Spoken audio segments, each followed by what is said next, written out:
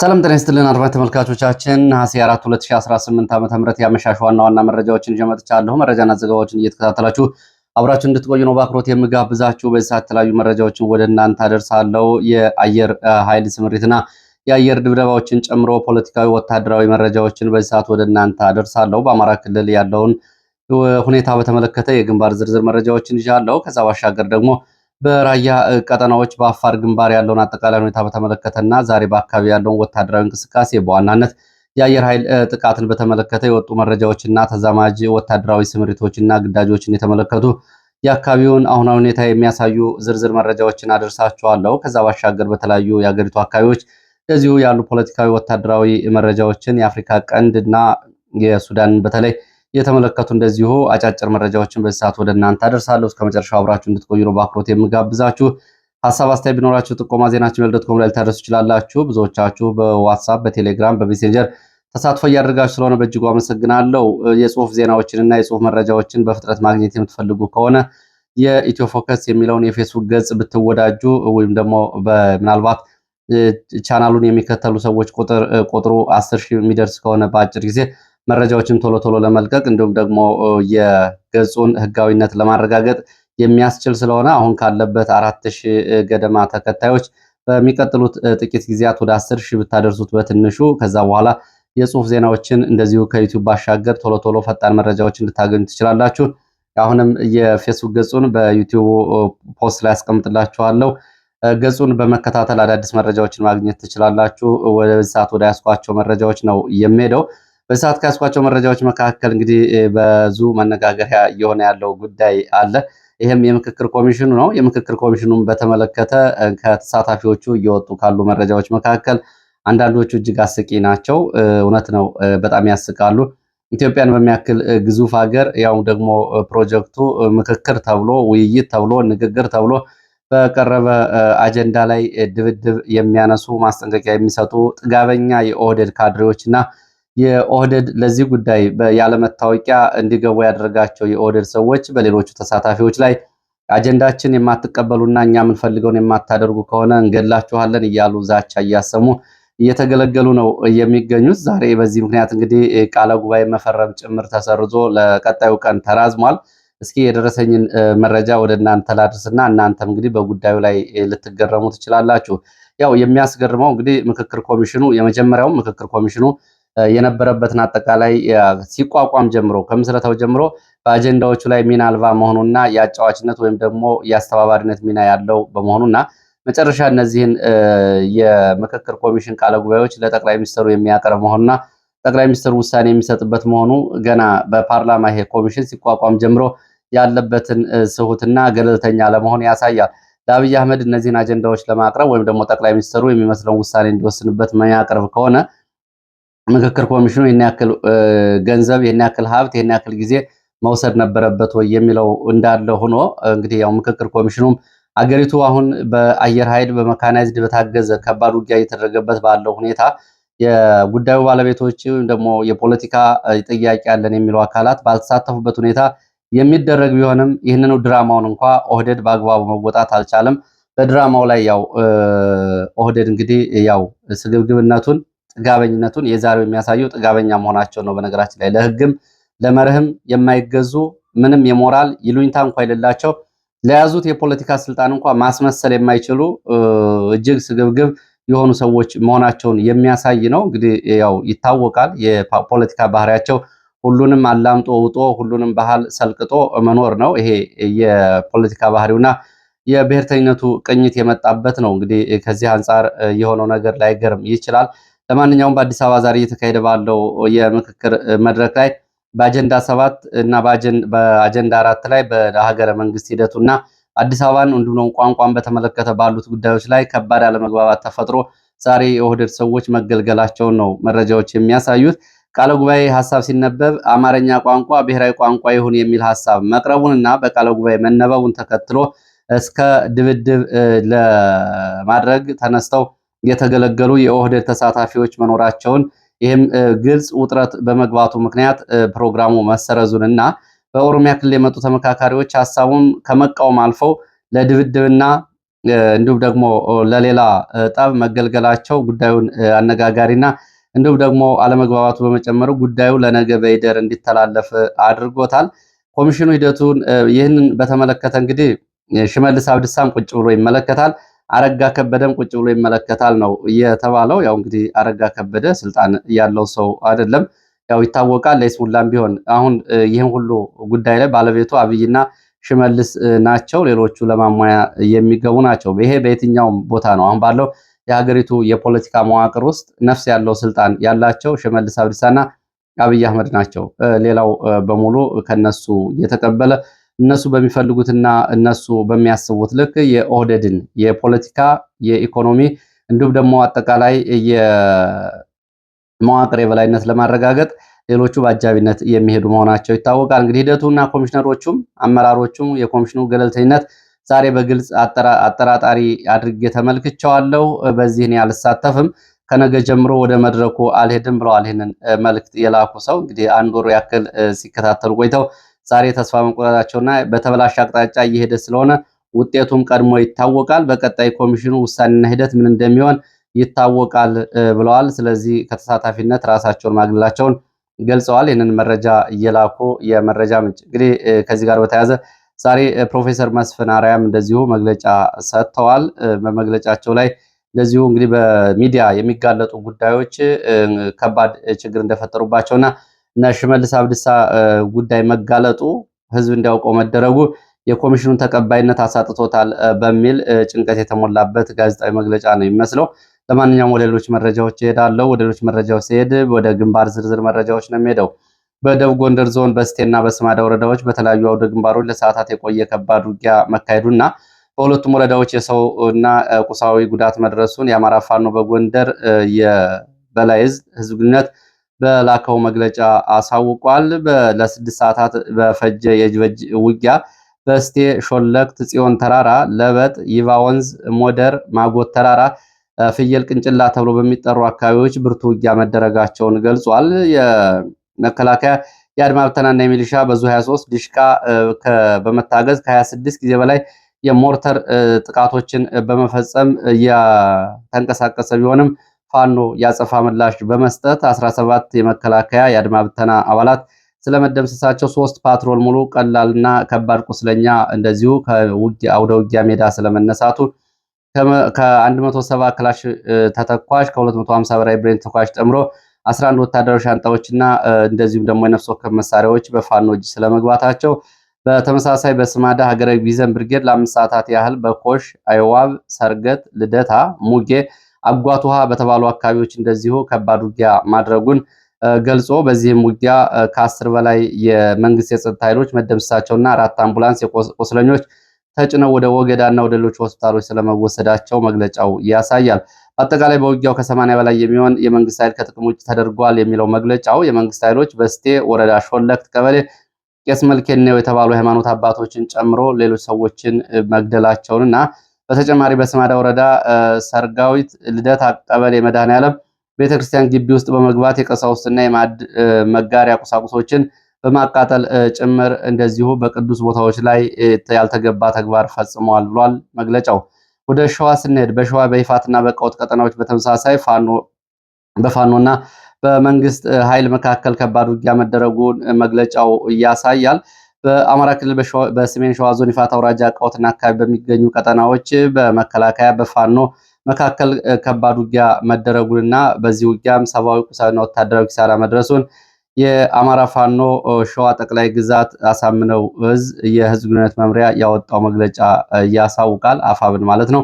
እንደ መግለጫው ዘገባ ከሆነ በመከላከያ በባሽ ከተማ በመነሳት ወደ ይፋት አቅጣጫ በሶስት ዋና ዋና ግንባሮች በንፋስ አምባ፣ በዘከሬ ተራራ እንዲሁም ደግሞ በቀጥታ ወደ ቀወት መስመር በቆላሚያ አቅጣጫዎች በመንቀሳቀስ ከበባ ለማስገባትና ውጊያ ለመክፈት የተንቀሳቀሰ ቢሆንም ፋኖ በአካባቢ የሚገኘው ፋኖ መሐመድ ቢሆነ ኮር፣ ደጃዝማች ተሰማ እርገጤና አስቻለው ደሴ ክፍለ ጦሮች በጋራ በመሆን በመናበብ ከበባ በማድረግ እንደዚሁ ያጸፋ ምላሽ መስጠታቸውን መግለጫው ገልጿል።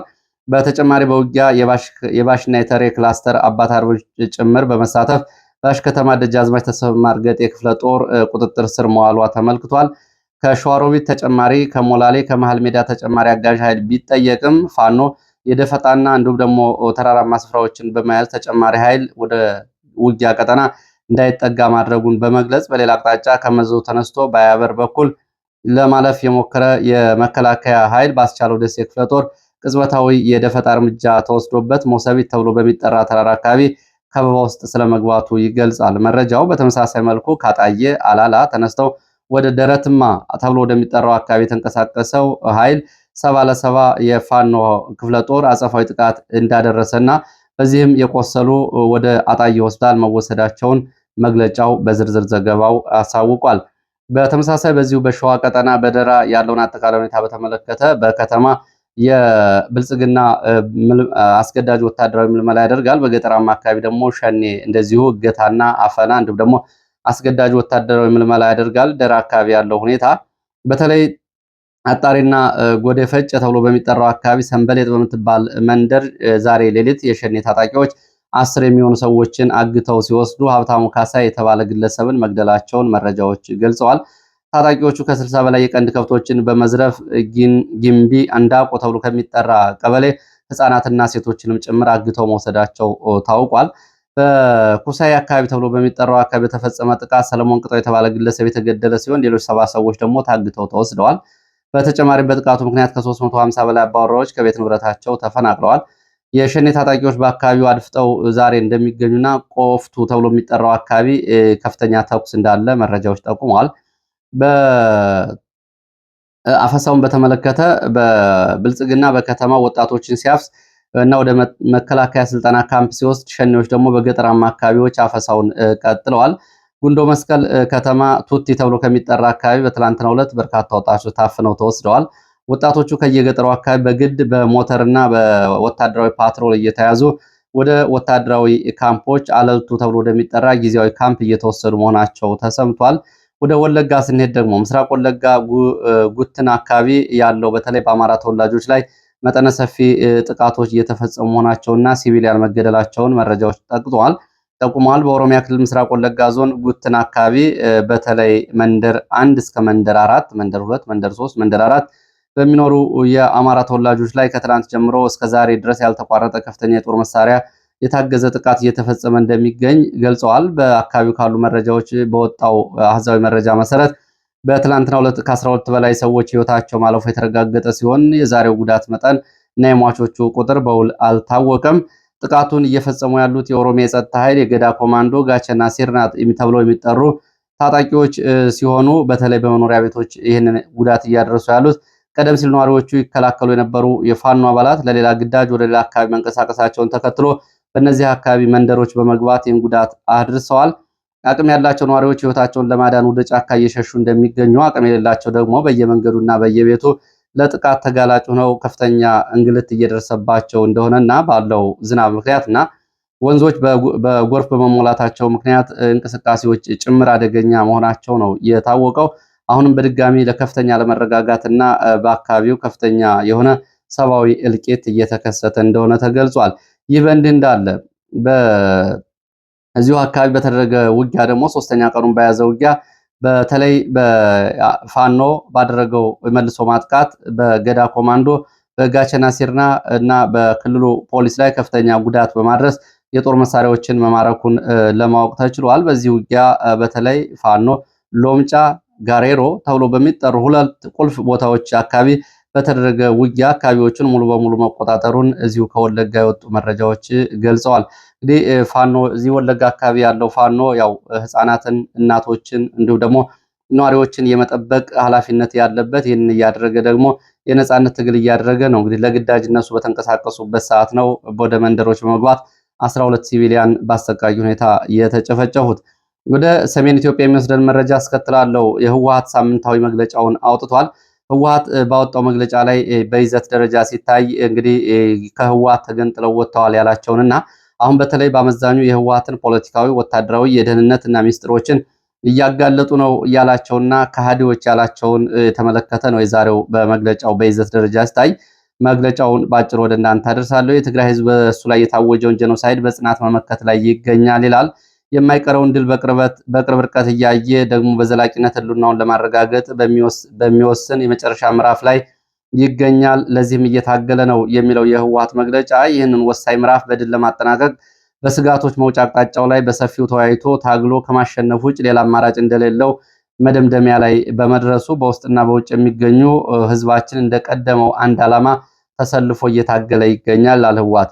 ህዝባችን ፍትሐዊ ዓላማን አንግቦ የሚያካሄደው ትግል በድል አጠናቆ የሚመኛትን ሰላማዊና ልማታዊ ዲሞክራሲያዊ ትግራይ እንደሚያንጽ አንጠራጠርም ብሏል። ያው የትግራይ ነጻ ሀገርነት ጉዳይ ያው በየመግለጫው በቀጥታም ሆነ በተዘዋዋሪ ይነሳል። የጄኖሳይዱ የብልጽግና ስርዓት ያወጣውን የትግራይ ህዝብ የማጥፋት እቅድ ለማሳካት በትግራይ ውስጥ ጥቂት ከዳተኞችን በመመልመል የትግራይን አቅም ለመበታተን ሲሰራ ቆይቷል። እነዚህ በጊዜያዊ አስተዳደር ከፍተኛ አመራር ላይ የነበሩ ከዳተኞች የጠላትን ተልዕኮ በመውሰድ የትግራይን ጥቅም አሳልፈው ለመስጠት በፈጸሙት ብሔራዊ ክህደት አልፈው በህዝብና በትግራይ ሉዓላዊነት ላይ የተሰለፈ የታጠቀ ቡድንና እስከ ማደራጀት የደረሰ ታሪካዊ ክህደት ፈጽመዋል ብሏል። የትግራይ የሰላም ኃይል የሚባለውን እነ ጌታቸው ረዳና እነ ጻድቃን ያደራጁትን ኃይል ማለቱ ነው። የትግራይ የመመከት አቅሞች ይህንን ታሪካዊ ክህደትና ባንዳነት በትግራይ ታሪክ ውስጥ ጥቁር ነጥብ የሚጥል አጋጣሚ በመሆኑ በትዕግስትና በጥንቃቄ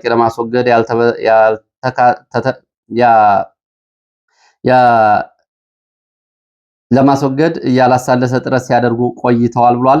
እነዚህ ታጣቂዎች ግን የትግራይን መከት አቅሞች ትዕግስት በመናቅ በተደጋጋሚ የጄኖሳይደሩ ስርዓት መሳሪያ በመሆን በህልውናችንና በብሔራዊ ጥቅማችን ላይ ሲንቀሳቀሱ ቆይተዋል። በግልጽም በጠለምት እንዲሁም ወደ ቀየው ለመግባት በተነሳበት ወቅት እነዚህ ታጣቂዎች የወራሪዎቹን ተልዕኮ አንግበው ምሽግ በመያዝ በወገኖቻችን ላይ ተኩስ ከፍተዋል ብሏል። እንግዲህ ወደ ጠለምት ህወሓት ሊገባ ሲል መክተውናል ነው የሚለው።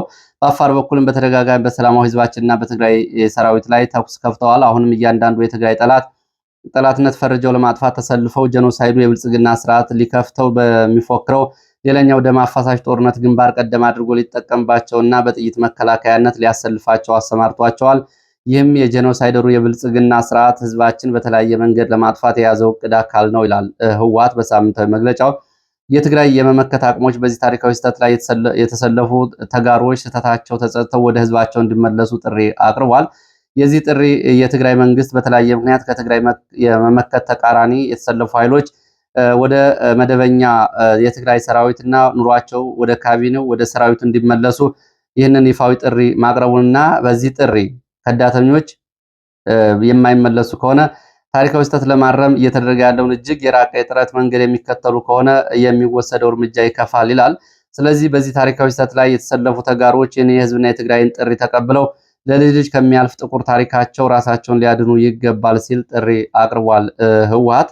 እንግዲህ ህወሓት ሰሞኑን በዚህ በራያ ግንባር እየተንቀሳቀሱ ያሉት ጀነራል ጆን መድድ እና ጀነራል ኃይለ ስላሴ በመጀመሪያ ሁለት ኢላማዎች መጠቃት አለባቸው ብለው ትዕዛዝ መስጠታቸውን ከአካባቢ ወጡ መረጃዎች ገልጸዋል። አንደኛው የትግራይ ሰላም ኃይል እዚህ ላይ በጠላትነትና በካህዲነት የተፈረጀው በአፋር ግንባር የሚገኘው ካምፑ፣ ሁለተኛ ደግሞ ከራያ ባላ፣ ከራያ አለማጣ፣ ከራያ ጨርጨር፣ ከኮረም፣ ከዛታና ከወፍላ ወረዳዎች ተመልምለው የሚገኙ ሚሊሻዎች እነዚህ በቅድሚያ የሁለቱም ካምፖች መመታት አለበት የሚል ትዕዛዝ መሰጠቱ ይታወቃል።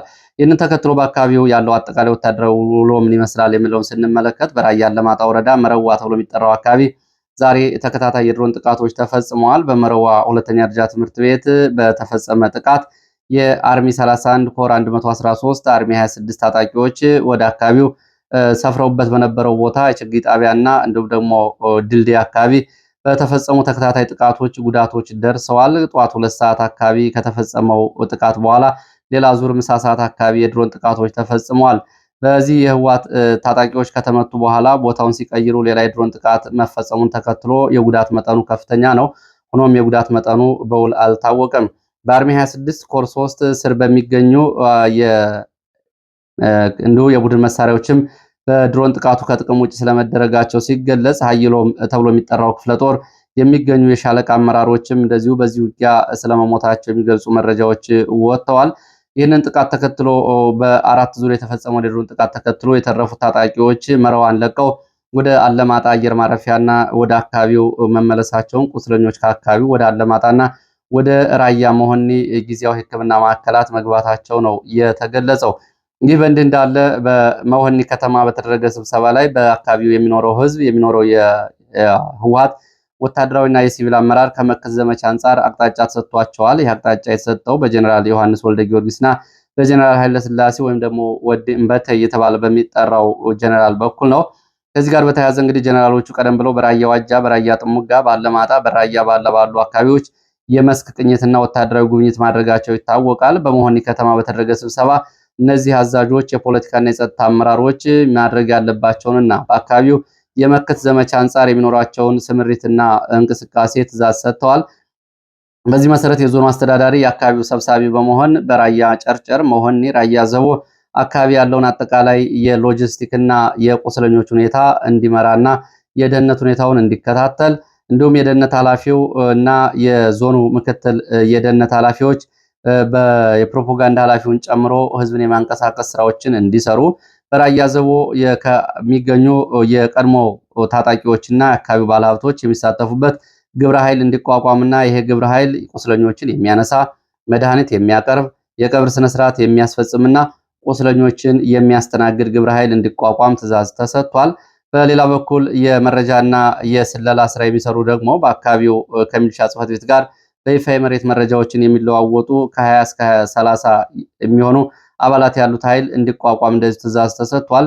ነዳጅና ሎጂስቲክን በተመለከተ እንደዚሁ ካለማጣ ከማይጨው ወደ አካባቢው ወደ ግንባር ለአርሚዎቹ ነዳጅ በፍጥነት እንዲሰጥና የነዳጅ ዝግጁነት እንዲደረግ፣ ነዳጅና ሎጂስቲክን በተመለከተ እንደዚሁ ከአለማጣ ከማይጨው እንዲሁም ደግሞ ከመቀሌ ተጨማሪ ሎጂስቲክ ለየአርሚዎቹ እንዲቀርብላቸው በዋናነት ነዳጅን ጨምሮ የሚያስፈልጋቸው ነዳጅ እንዲቀርብላቸው ሲደረግ፣ በሌላ በኩል ተሽከርካሪዎች በማይገሩባቸው ግንባሮች ደግሞ የጋማ ከብቶች ግመሎችን ጨምሮ እንዲያቀርቡና ለሰራዊቱ ማነቃቂያ የሚሆን እንደዚሁ የእርድ እንስሳትንም እንዲያዋጡ፣ ውሃን በተመለከተ እንደዚሁ ቦቴዎች እንዲመደቡ እንዲሁም ደግሞ በአካባቢው የአስክሬን ማንሻ ቁሳቁሶች፣ የሕክምና ቁሳቁሶች እና የአደጋ ጊዜ መስጫ ቁሳቁሶች ዝግጁ እንዲሆኑ ስምሪት መሰጠቱ ታውቋል። ከዛሬ ጀምሮ ሁሉም የወረዳ አመራሮች ከቤት ወጥተው ከታጣቂዎቹ ጋር በግንባር በካምፕ እንዲቀመጡ ትዕዛዝ ተሰጥቷል።